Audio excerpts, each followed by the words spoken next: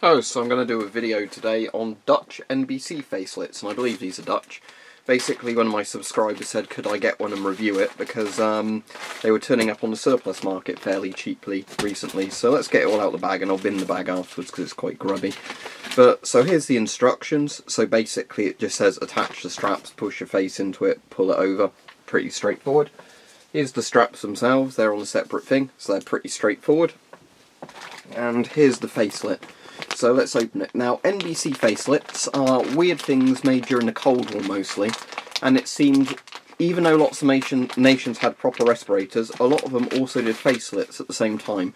And the idea of these is they were basically just charcoal impregnated cloth. The idea being, I guess, they were just much cheaper to mass produce and issue out than gas masks. So I think they were also for emergency use, where some nations might have like logistics problems with gas masks, but they could just, you know, get these out. So what I'm going to do is I'll put this on the tightest actual sort of setting almost for this one.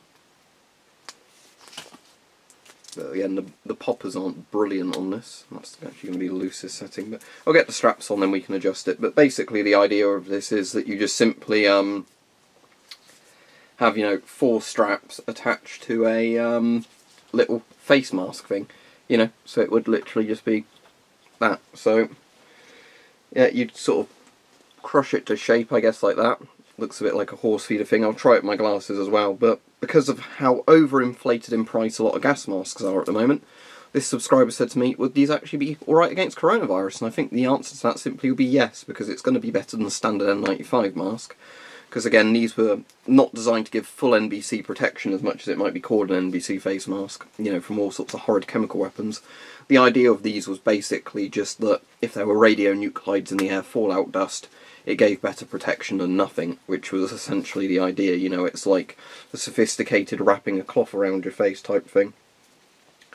So yeah, it's basically like a factory-made, you know, dust mask type thing, really. So yeah, let's get all the straps on this one. So there we go, that's the straps on it. As you can see, it doesn't look very flattering. Let's put my glasses on top of the camera for now. Then I will put this on, and then I will try and adjust it correctly. I'm not going to follow the instructions completely, because a lot of this should just be common sense of how to put on a mask. It smells like NBC suits.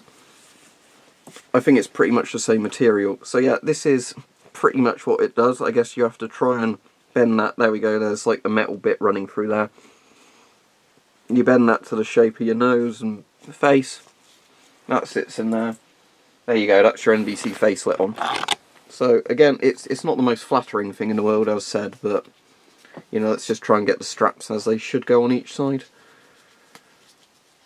So I think it should probably be one above the ear, one under the ear. But this isn't very tight, that's the issue. Even with how the straps are, I want them a bit tighter than they currently are, but your glasses work with them at least.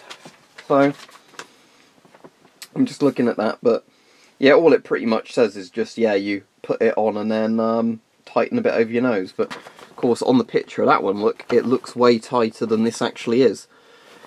But yeah, so as gimpy as this might look, this is actually a thing a few different nations did. Britain actually had a variant of NBC facelet, but I've never actually bought a British one. The problem is a lot of surplus sellers, even before coronavirus, wanted like £30 to £40 for this, which is insane considering you can get a good condition surplus respirator for that sort of money, you know, or a good 3M mask, so why would you pay it on a little bit of cloth? But yeah, there you go. Assuming that you get the straps done up tight enough and everything, this should provide pretty good stuff to your face. Now, I'm assuming what's happened with mine is this one was designed for somebody with a very large head with these straps, or it's just over time the, you know, straps have basically loosened a bit.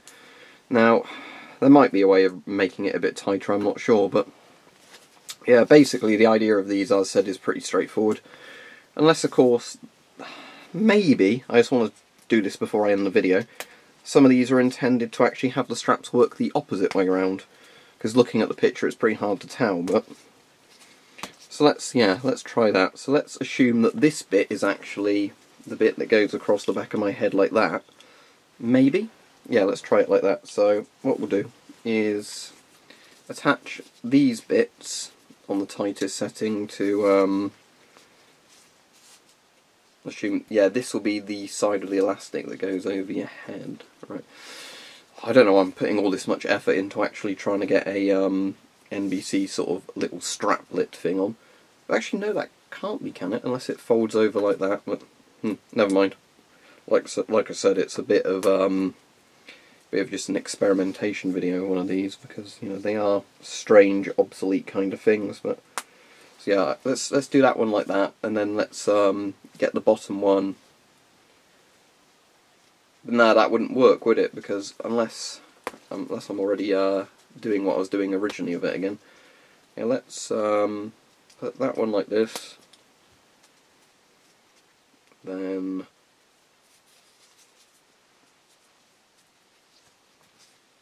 that one like that.